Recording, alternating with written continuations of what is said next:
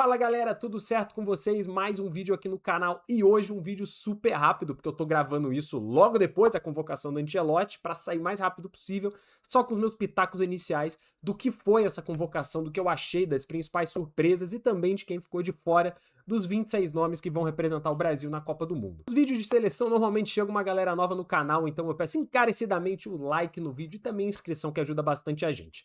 Mas dito isso, vamos então para a convocação. Dos 3 goleiros que foram chamados, 2 já eram muito óbvios, né? O Alisson e o Ederson. Beleza, isso, até aí tudo bem. Só que aí na terceira posição ali, para o goleiro que raramente entra, o Ancelotti optou pelo Everton. O Everton que é o ex-Palmeiras e hoje no Grêmio, para compor aí o trio de goleiros na Copa do Mundo. E sinceramente eu achei o maior absurdo da convocação. Não tem nenhuma explicação razoável, assim, a única que alguém pode dizer é ele queria um terceiro goleiro muito experiente, um terceiro goleiro que não sentisse pressão, algo do tipo, porque não tem cabimento chamar o Everton. O Everton não é mais goleiro hoje do que o Fábio, do que o Everson do Galo, do que o Hugo Souza do Corinthians. Então, assim, não faz o menor sentido levar ele, o menor sentido. O Hugo não está mal, não vive má fase, eu não entendo por que não levou. Para mim, o terceiro goleiro era óbvio, o Hugo do Corinthians. Para mim era óbvio. É um erro. Eu acho até que o Hugo Souza seria bom em questões de penalidades, eventualmente. Tudo bem que o terceiro goleiro não entra, né? Normalmente não faz diferença. Dito isso, achei uma coisa um pouco duvidosa da convocação, mas a única também. E uma análise rápida sobre a questão de goleiros, né? Eu acho que a gente está com dificuldades. Porque o Alisson, que é para ser o goleiro titular, não joga há muito tempo lidando com lesão. Muito tempo mesmo. Ninguém sabe como ele vai chegar para a Copa do Mundo. O Ederson, que é o goleiro reserva, vem tendo uma temporada muito esquisita no Fenerbahçe, vem cometendo erros, não tá tendo um bom ano e também chega para a Copa com muitas dúvidas. E o nosso terceiro goleiro é um goleiro muito experiente, mas também não vive a melhor fase da vida dele no Grêmio. Então é uma posição que o Brasil pode vir a ter dificuldades na Copa. Dito isso, quando a gente pensa ali na linha de defensores, eu acho que a convocação ficou muito boa, né? A lista acabou ficando com o Alexandro do Flamengo, o Bremer da Juventus, o Danilo do Flamengo, o Douglas Santos do Zenit, o Gabriel Magalhães do Arsenal, o Ibanhas do Al-Ahly, o Léo Pereira do Flamengo, Marquinhos do PSG e o Wesley da Roma. Eu acho que ficou bom. Não tinha muito o que inventar aqui, não tinha muita diferença que podia ser feita. Muita gente comentou que o Thiago Silva poderia ser convocado, mas eu era contra. Eu acho que o Thiago Silva não dá mais conta fisicamente de competir numa Copa do Mundo. E eu acho que quem foi convocado tá bom, né? O Alexandre não vive boa fase, mas é o melhor lateral esquerdo que a gente tem. E o Douglas Santos é a opção. Na lateral direita, a gente tem o Wesley, que será o titular, e muito provavelmente o Ibanhas foi convocado para ser reserva da lateral direita, meio numa função dupla com o Danilo, né, que pode fazer zagueiro, pode fazer lateral, mas é uma opção mais flex para cenários hipotéticos. E a dupla de zaga mesmo é Gabriel Magalhães e Marquinhos, que eu acho que é uma dupla de zaga excelente. E ainda tem o Bremer, que é um excelente zagueiro também como opção, e o Léo Pereira, que é uma outra opção muito boa de zagueiro canhoto. Acho que além de defensores a gente não terá grandes problemas. Ainda mais porque muita gente fala da nossa lateral, é fraca e tal, mas laterais pelo mundo não estão muito bem. Então é meio comparativo, a gente não vai ficar muito atrás em questão com nenhuma outra seleção do mundo. Agora, indo para a linha já de meias e ofensivos, né, e atacantes, a gente tem aí os meio de campos que foram convocados, porque na minha opinião alguns atacantes acabam jogando como meio de campo também, né, mas tudo bem. Bruno Guimarães, Casimiro, Fabinho, Danilo do Botafogo e o Lucas Paquetá, que está atualmente no Flamengo, né. Eu gostei bastante dessa convocação. Eu acho que eram nomes todos que eram, não é óbvios, mas estavam sendo muito cotados. O Bruno Guimarães e o Casimiro eram óbvios, e o Fabinho era meio óbvio porque ele é o reserva do Casimiro, né? Então, não tem muito o que fazer. E aí, as outras opções estavam se girando muito em torno de 2 vagas para 3 nomes. Era o Paquetá, o Danilo ou o Andrei Santos. O Andrei, ele veio sendo convocado mais do que o Danilo e o Paquetá. Até porque o Paquetá sofreu com lesão também e tudo mais. Só que eu acho que no final das contas prevaleceu o momento e a experiência. Por quê? O Andrei, ele vem num momento não muito bom e principalmente com a camisa da seleção, ele não aproveitou as oportunidades que teve.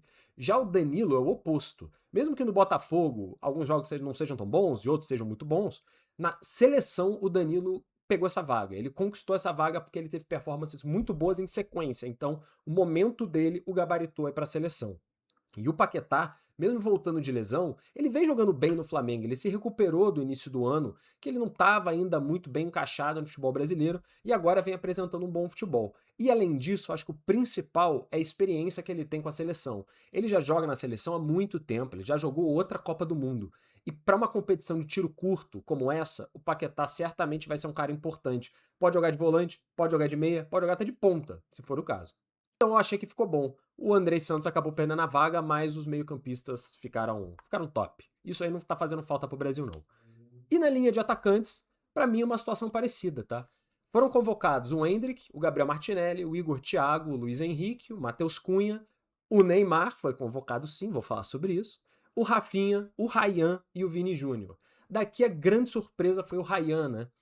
Muita gente também não sabia se o Endrick seria convocado, mas para mim o Endrick tinha que ser convocado. Eu acho que ele é uma peça que pode ser pivotal em alguns jogos, um cara que entra para tentar decidir, para tentar mudar o jogo. Não acredito que será titular, mas vai ser opção de segundo tempo e opção muito importante. Gosto também do Igor Thiago como centroavante, ele deve ser o centroavante titular do time. É um cara forte, grande, para uma competição como a Copa do Mundo, que você compete contra times muito diferentes, de escolas de futebol muito distintas. É importante ter um jogador físico, que vai saber jogar contra qualquer adversário. Contra um futebol mais físico, contra um futebol de maior amplitude de espaços, com um futebol que tira espaços. Cada escola é uma, né? O Brasil vai pegar Marrocos, Haiti, a Escócia, que jogam futebols, né? Completamente diferentes. E depois várias outras seleções que forem surgindo pela frente. Então eu gosto do Igor Thiago. Luiz Henrique é uma opção, para mim, óbvia também para a seleção. Mesmo ele jogando no Zenit, e com todo respeito, ninguém acompanha o Zenit, então não sabe direito o que ele tá fazendo lá. Toda vez que ele veste a camisa da seleção, ele é um diferencial pro time. Tem que ser convocado. O Matheus Cunha, ele vai jogar de meia, né? Eu acho que o Matheus Cunha será o nosso camisa 10 titular, porque eu não acredito que o Neymar vai ser titular, não. Eu acho que o Neymar vai ser uma opção para alguns jogos e, obviamente, para segundo tempo, quando for necessário. O Rafinha e Vinícius Júnior são as obviedades, um de cada lado do campo, isso aí não tem mistério. E o Ryan, para mim, foi a grande surpresa dessa convocação. Eu gostei muito, muito dessa convocação do Ryan. Eu acho que ele talvez não esteja pronto no quesito de maturidade, porque ele é muito jovem, mas ele foi pro futebol inglês, saiu do Vasco, foi pro Bournemouth e parece que não sentiu. E continuou jogando muita bola lá no Bournemouth. Então ele se provou num nível também maior, não só no futebol brasileiro. Acho justíssimo levar ele para essa Copa, já prevendo também próximas Copas, só que essa, para ele ser opção no segundo tempo. É um cara que pode entrar e mudar o jogo. Ele é rápido, dribla bem, ataca o fundo, ataca a linha de fundo. Então é um cara importante, pode trazer algo diferente para o time. No fim das contas, eu achei que ficou boa essa convocação dos atacantes. Quem que ficou faltando aqui, né? O Pedro do Flamengo, que era um cara cotado para ser opção de centroavante.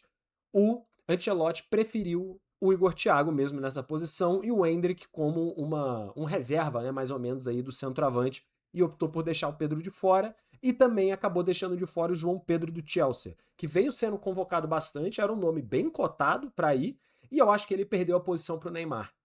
No fim das contas, para mim, essa era a questão final dele, ao que tudo indica, né? Se ele levaria o João Pedro, se ele levaria o Pedro ou se ele levaria o Neymar. E eu acho que o Pedro era uma opção, talvez fosse o próximo a entrar na lista, para ser mais uma opção de centroavante, mais com cara de camisa 9, né? Mas ele preferiu outros dois e levou o Neymar na opção ao João Pedro, porque o João Pedro não vem tendo um ano bom, ele vem tendo um ano mais ou menos, e eu particularmente não gosto muito do estilo de jogo dele. Eu acho que falta um pouco para ele, para a seleção brasileira. Não sei, essa é uma opinião muito pessoal minha.